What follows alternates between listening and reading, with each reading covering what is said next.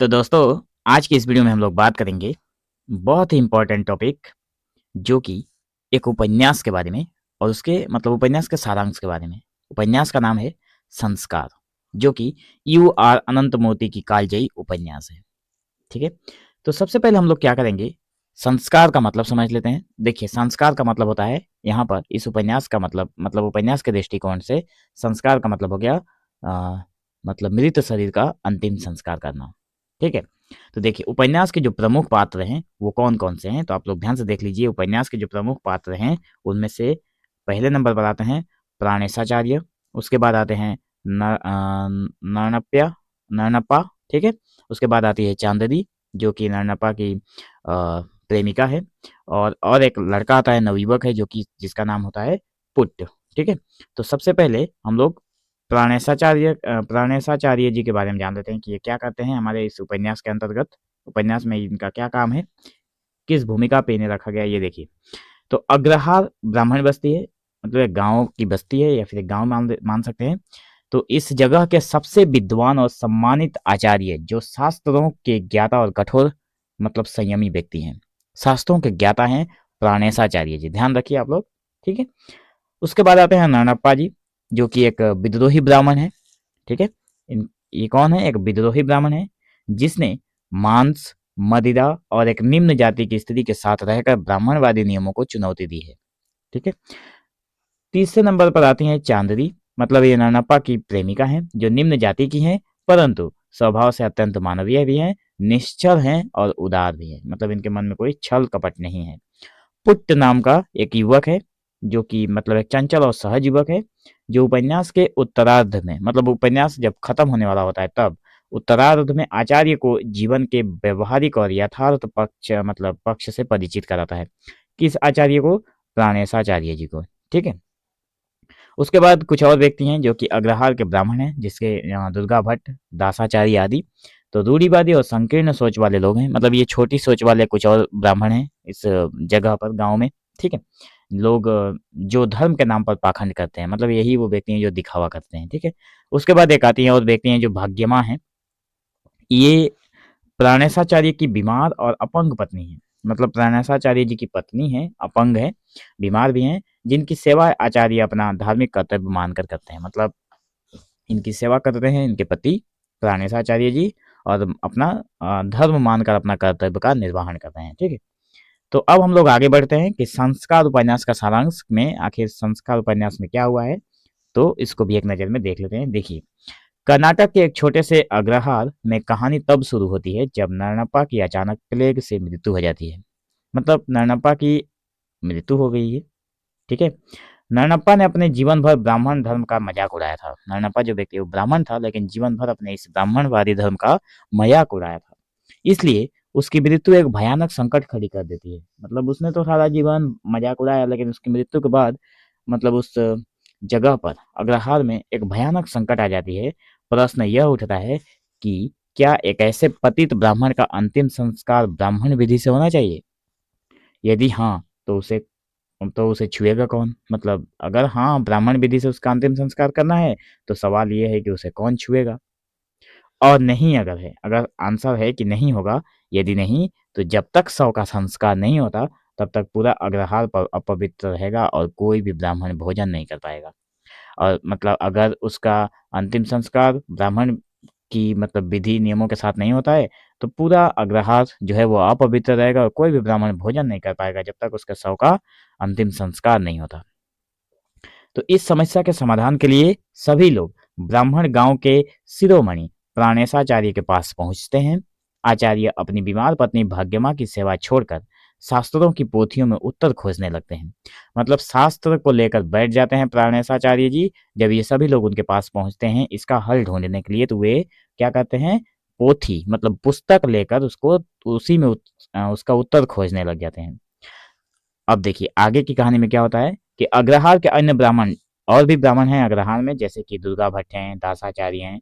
ये धर्म की दुहाई तो देते हैं, परंतु उनका असली चेहरा तब सामने आता है जब चांदनी अपने प्रेमी नरनप्पा के संस्कार के लिए अपने सोने के गहने उनके सामने रख देती है। कुछ ब्राह्मण ऐसे हैं जिनके सामने जो प्रेमिका है चांदनी, वो क्या करती है, अपने सारे गहने लाकर कुछ ब्राह्मणों के सामने रख देती है और कहती है कि ये मतलब आप लोग इस सोने मेरे गहने को ले लीजिए, मेरी सारी संपत्ति ले लीजिए, लेकिन इस प्रेमिक मतलब नरनप्पा जी का अंतिम संस्कार कर दीजिए, ठीक है। तो वे जो ब्राह्मण हैं, तो वे ब्राह्मण जो अपवित्रता से डर रहे थे, अब उन गहनों के लोभ में आपस में लड़ने लगते हैं। अब कोई कहता है कि वो अकेले कर देगा, मतलब बाकी जो ब्राह्मण हैं, मतलब जो उस लालच में पड़े हैं, वे लोग अब आपस में ही लड़ने लगते हैं उस संपत्ति के लिए, मतलब संपत्ति लेंगे और अंतिम संस्कार कर देंगे। दूसरी ओर क्या होता है, प्राणेशाचार्य जी मारुति मंदिर मतलब हनुमान जी के मंदिर में जाकर ईश्वर से संकेत मांगते हैं, पर मूर्ति मौन रहती है। मतलब प्राणेशाचार्य जी को जब पुस्तक में कुछ नहीं मिलता तो मंदिर जाते हैं, हनुमान जी के मंदिर में जाकर मूर्ति के सामने इसका हल ढूंढते हैं, लेकिन मूर्ति में से कोई आवाज नहीं आती। थक हार कर जब वे जंगल के रास्ते लौट रहे होते हैं, मतलब पूरा शरीर थक जाता है उनका, जब वो जंगल के रास्ते से लौट घर पे लौट रहे होते हैं, तो उनका सामना जो होता है वो चांदनी से होता है, मतलब चांदनी जो नरनप्पा की प्रेमिका है उससे हो जाता है। उस एकांत और मानसिक थकावट के क्षण में आचार्य अपने बरसों की तपस्या और संयम खो देते हैं, मतलब उस युवती को अकेले पाकर जो ये आचार्य हैं अपनी बरसों की तपस्या को खो देते हैं और चांदनी के साथ अपना शारीरिक संबंध बना लेते हैं, ठीक है। तब एक क्षण प्राणेशाचार्य के भीतर के आश्चर्य को मृत कर देता है, मतलब एक ही क्षण में जो मतलब प्राणेशाचार्य के भीतर का जो आचार्य होता है, जो व्यक्ति इतने सालों से जो अपनी तपस्या और संयम को बनाए रखता है, ऐसे व्यक्ति को मतलब वो मृत कर देता है और उन्हें एहसास होता है कि वे भी उतने ही मांस रक्त के बने इंसान हैं जितना कि नरनप्पा था। तब जाकर उनको प्राणेशाचार्य जी को एहसास होता है कि नरनप्पा जिस मांस और हड्डियों से बना हुआ था, ये प्राणेशाचार्य भी उसी मांस और हड्डी के बने हैं, ना कि किसी और चीज के, ठीक है। तब जाकर इनको एहसास होता है। गांव में नरनप्पा का जो शव है वो सड़ रहा होता है, ठीक है। और अंततः चांदनी एक मुसलमान व्यक्ति की मदद से जो चांदनी है वो क्या करती है, गुप्त छुप के मतलब चुपचाप मतलब वो तरीके से रात के अंधेरे में उसका अंतिम संस्कार करवा देती है, ठीक है। अपनी पवित्रता के पतन से घबराए, अब यहाँ पे प्राणेशाचार्य जो है उनकी पवित्रता का पतन हो गया है उसके साथ रहने से, चांदनी के साथ रहने से, तो अपनी पवित्रता का पतन से घबराए प्राणेशाचार्य जो हैं वो अग्रहार छोड़कर भाग निकलते हैं। अग्रहार एक गांव का नाम है जहाँ उसको गांव को छोड़कर भाग जाते हैं। अपनी इस अज्ञात यात्रा के दौरान उनकी मुलाकात होती है एक पुट्ट नाम के एक सहज और युवक से, ठीक है। एक पुट्ट नाम के सहज युवक से उनकी एक मुलाकात होती है। पुट्ट क्या कहता है, उन्हें मेलों में, कैफे में और आम दुनिया के उन अनुभवों से रूबरू कराता है जिनसे आचार्य अब तक अनजान थे, मतलब आचार्य इन सारी चीजों के बारे में नहीं जानते थे। आचार्य को वो इन सारी चीजों के बारे में लड़का बताता है, उनसे भेंट मुलाकात करवाता है। पुट्ट की सहजता और आचार्य को उनके अपने पाखंड और दंभ का आईना दिखाती है, मतलब पुट्ट की सहजता से, इस व्यक्ति की सहजता से इस युवक के जो आचार्य होते हैं उनके पाखंड जो दिखावा होता है उसका आईना की तरह उनको साफ साफ सारी चीजें दिखाई देने लगती है। उन्हें समझ आता है कि संस्कार केवल मृतक का नहीं है, बल्कि जीवित व्यक्ति के विचारों का भी होना चाहिए। उनका मानना है कि अब मतलब वो सुधर गए हैं। अब उनका मानना है कि संस्कार केवल एक मृत व्यक्ति का नहीं होता, जीवित व्यक्ति के विचारों का भी संस्कार होना चाहिए। उपन्यास के अंत में क्या होता है, प्राणेशाचार्य पूरी तरह बदल चुके हैं और वापस आने अपने गांव की ओर बढ़ रहे हैं, मतलब वापस अपने गांव की ओर आना चाह मतलब गांव में आ रहे हैं। अब उनके मन में ना शास्त्रों का भय है, ना समाज का डर है, वे सच का सामना करने के लिए तैयार हैं। अब वे सच का सामना करने के लिए तैयार हैं। उपन्यास जो है संस्कार इस वाक्य के साथ समाप्त होता है कि वे प्रतीक्षा कर रहे हैं एक नई पहचान और एक नए जीवन की, मतलब जो प्राणेशाचार्य जी हैं वो प्रतीक्षा कर रहे हैं एक नए पहचान की और एक नई जीवन की।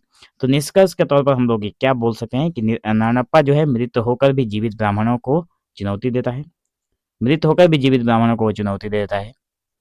वो तो मर गया है, लेकिन अब अगर कोई उसे छुएगा तो उसके मतलब बिना छुए उसका खाना पानी जो है खाना पीना बंद रहेगा, अगर छुएगा तो वो अछूत हो जाएगा। इसलिए यहाँ पे चुनौती है एक। प्राणेशाचार्य जो है शास्त्र से निकलकर मनुष्यता की ओर बढ़ते हैं, मतलब शास्त्रों की पोथी को साइड में रख के अब वो मनुष्यता की ओर बढ़ते हैं और एक मतलब एक अच्छे इंसान बनना चाहते हैं, ठीक है। चांदनी जो है वह पात्र है जो बिना किसी शास्त्र के भी सबसे अधिक सहज और मानवीय है, मतलब ये कोई शास्त्र नहीं जानती है ब्राह्मणों के सामने या फिर ब्राह्मणों की तुलना में, फिर भी बहुत ही मानवीय एक लड़की है इस उपन्यास में, ठीक है। तो दोस्तों मैं आशा करता हूँ कि आप लोगों को ये संस्कार उपन्यास का सारांश बहुत ही अच्छे तरीके से समझ में आया होगा। तो मिलेंगे हम लोग एक नए वीडियो में, तब तक के लिए धन्यवाद। बाकी वीडियो के लिए आप लोग चैनल के प्लेलिस्ट और इस वीडियो के डिस्क्रिप्शन को फॉलो जरूर करते रहिए। तो जल्द ही मिलेंगे हम लोग एक नए वीडियो में, तब तक के लिए धन्यवाद।